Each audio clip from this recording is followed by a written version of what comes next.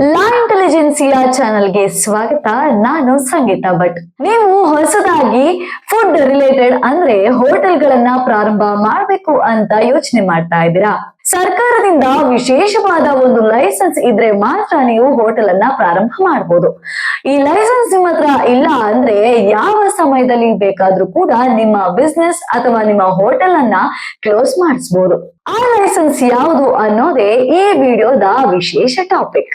ಹಾಗಾದ್ರೆ ಆ ಲೈಸೆನ್ಸ್ ಯಾವುದು? ಆ ಲೈಸೆನ್ಸ್ ಹೆಸರು FSSAI. ಈ ವಿಡಿಯೋದಲ್ಲಿ ನಾನು ನಿಮಗೆ FSSAI ಅಂದ್ರೆ ಏನು, ಹೇಗೆ ರಿಜಿಸ್ಟ್ರೇಷನ್ ಮಾಡಬೇಕು, ಯಾವ್ದೆಲ್ಲ ಡಾಕ್ಯುಮೆಂಟ್ ಗಳು ಬೇಕಾಗುತ್ತೆ, ಮಾಡಿಲ್ಲ ಅಂದ್ರೆ ಯಾವ್ದೆಲ್ಲ ಸಮಸ್ಯೆಗಳು ಎದುರಾಗುತ್ತೆ ಅನ್ನೋದನ್ನ ನಾನ್ ನಿಮ್ಗೆ ತಿಳಿಸ್ಕೊಡ್ತೀನಿ. ಹಾಗಾದ್ರೆ ನೀವ್ ಮಾಡ್ಬೇಕಾಗಿರೋದಿಷ್ಟೇ, ನಮ್ಮ ಚಾನೆಲ್ ಅನ್ನ ಸಬ್ಸ್ಕ್ರೈಬ್ ಮಾಡಿ, ಲೈಕ್ ಮಾಡಿ, ಶೇರ್ ಮಾಡಿ, ಹಾಗೆ ಈ ವಿಡಿಯೋವನ್ನ ಕೊನೆ ತನಕ ನೋಡ್ಬೇಕಾಗುತ್ತೆ. ಇನ್ನು FSSAI ಅಲ್ಲಿ 3 ತರದ ವಿಧಗಳಿವೆ. ಅದರ ಬಗ್ಗೆ ಸಂಪೂರ್ಣವಾಗಿ ನಾನ್ ನಿಮ್ಗೆ ತಿಳಿಸ್ಕೊಡ್ತೀನಿ.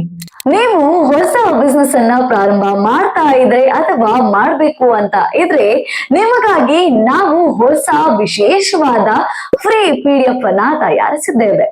ಆ PDF ನಲ್ಲಿ ಏನೇನೆ ಇದೆ ಅಂದ್ರೆ, ಈ ಬಿಸ್ನೆಸ್ ಅಥವಾ ಈ ಲೈಸೆನ್ಸ್ ಅನ್ನ ಪಡೆಯಬೇಕು ಅಂತ ಆದ್ರೆ ಯಾವೆಲ್ಲ ಡಾಕ್ಯುಮೆಂಟ್ ಗಳನ್ನ ನೀವು ರೆಡಿ ಮಾಡಿ ಇಟ್ಕೊಳ್ಬೇಕು, ಹಾಗೆ ಯಾವ ರೀತಿ ರಿಜಿಸ್ಟ್ರೇಷನ್ ಅನ್ನ ಮಾಡಬೇಕು, ಯಾವೆಲ್ಲ ಡಾಕ್ಯುಮೆಂಟ್ ಗಳು ಬೇಕು ಅನ್ನೋದನ್ನ ಸಂಪೂರ್ಣವಾಗಿ ತಿಳಿಸಿದ್ದೇವೆ.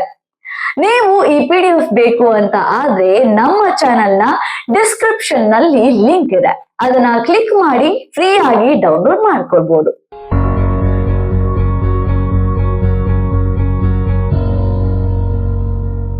FSSAI ಅಂದ್ರೆ ಏನು? ಹಾಗಂದ್ರೆ food safety and standard authority of India.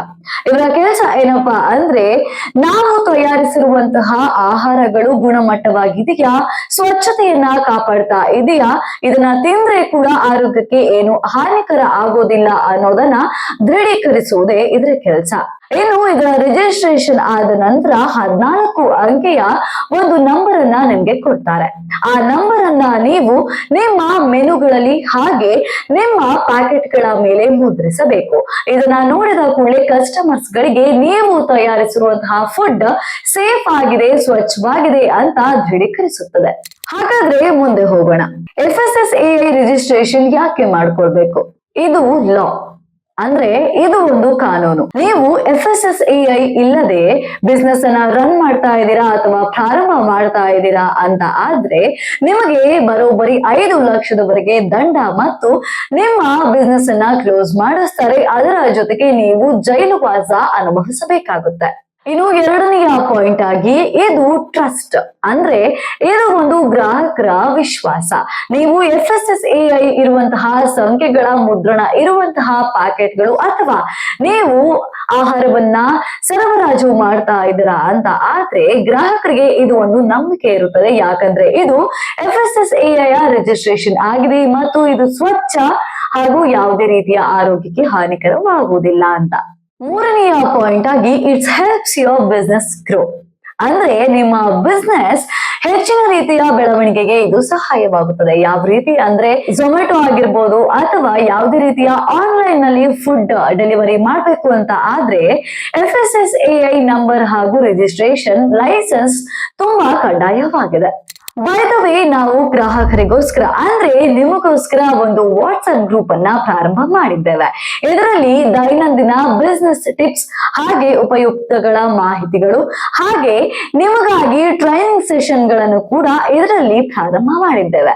ನಿಮಗೆ ಈ ಗ್ರೂಪ್ಗೆ ಜಾಯಿನ್ ಆಗ್ಬೇಕು ಅಂತ ಇದ್ರೆ ಡಿಸ್ಕ್ರಿಪ್ಷನ್ ಅಲ್ಲಿ ಲಿಂಕ್ ಇದೆ, ಅದನ್ನ ಕ್ಲಿಕ್ ಮಾಡಿ ಈ ಕೂಡಲೇ ನಮ್ಮ ವಾಟ್ಸ್ಆಪ್ ಗ್ರೂಪ್ಗೆ ಜಾಯಿನ್ ಆಗಿ. ನಿಮಗೆ ತಿಳಿದಿದ್ಯಾ FSSAI ಅಲ್ಲಿ 3 ತರಹದ ವಿಧಗಳಿವೆ. ಇದೀಗ ನಾವು ಮೊದಲನೆಯ ಪಾಯಿಂಟ್ ಅನ್ನ ನೋಡೋಣ.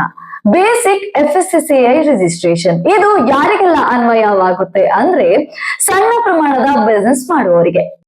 ಎರಡನೇದಾಗಿ 15 ಲಕ್ಷಗಿಂತ ಒಳಗೆ ಆದಾಯವನ್ನ ಅಂದ್ರೆ 15 lakhs ಗಿಂತ ಒಳಗೆ ಆದಾಯವನ್ನ ಪಡೆಯುವವರಿಗೆ ಇದು ಅನ್ವಯವಾಗುತ್ತೆ. ಉದಾಹರಣೆಗೆ ಸಣ್ಣ ಟೀ ಸ್ಟಾಲ್ ಹಾಗೆ ಸಣ್ಣ ಗೂಡಂಗಡಿ ಹಾಗೆ ಒಂದು ಸಣ್ಣ ರೀತಿಯಲ್ಲಿ ಬಿಸ್ನೆಸ್ ಪ್ರಾರಂಭ ಮಾಡುವವರಿಗೆ ಇದು ಅನ್ವಯವಾಗುತ್ತೆ.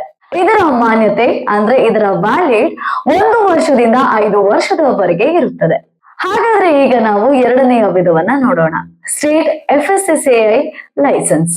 ಇದು ಮಧ್ಯಮ ಗಾತ್ರದ ಬಿಸ್ನೆಸ್ ಗಳಿಗೆ ಅನ್ವಯವಾಗುತ್ತದೆ. ಉದಾಹರಣೆಗೆ ಒಂದು ಸಣ್ಣ ಸ್ಮಾಲ್ ರೆಸ್ಟೋರೆಂಟ್ ಹಾಗೆ ಮ್ಯಾನುಫ್ಯಾಕ್ಚರಿಂಗ್ ಕಂಪನಿಗಳಿಗೆ ಇದು ಅನ್ವಯವಾಗುತ್ತದೆ.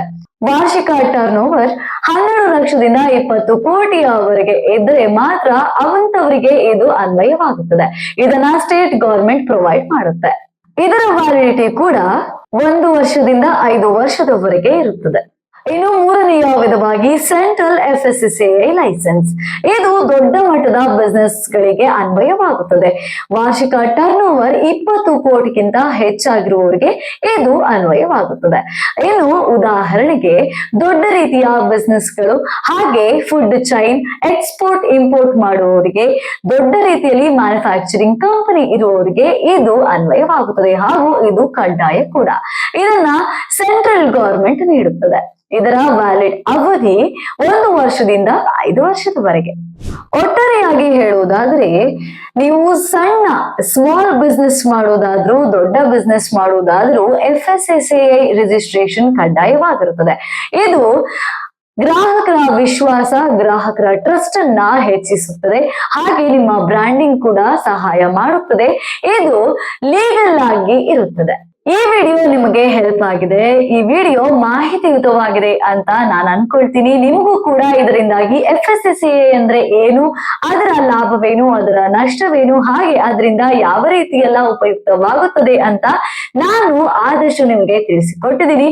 ಯಾವುದೇ ರೀತಿಯ ಸಹಾಯಕ್ಕಾಗಿ ನಮ್ಮ ಟೀಮ್ ಅನ್ನ ನೀವು ಕಾಂಟ್ಯಾಕ್ಟ್ ಮಾಡಿದ್ರೆ ನಿಮಗೆ ಎಲ್ಲ ರೀತಿಯ ಮಾಹಿತಿಯನ್ನ ನಾವು ಕೊಡ್ತೇವೆ. ಈ ವಿಡಿಯೋ ನಿಮಗೆ ಇಷ್ಟ ಆಗಿದ್ರೆ ನಮ್ಮ ಚಾನೆಲ್ಗೆ ಹೋಗಿ ಸಬ್ಸ್ಕ್ರೈಬ್ ಮಾಡಿ ಹಾಗೆ ಲೈಕ್ ಮಾಡಿ, ಶೇರ್ ಮಾಡಿ. ಧನ್ಯವಾದಗಳು.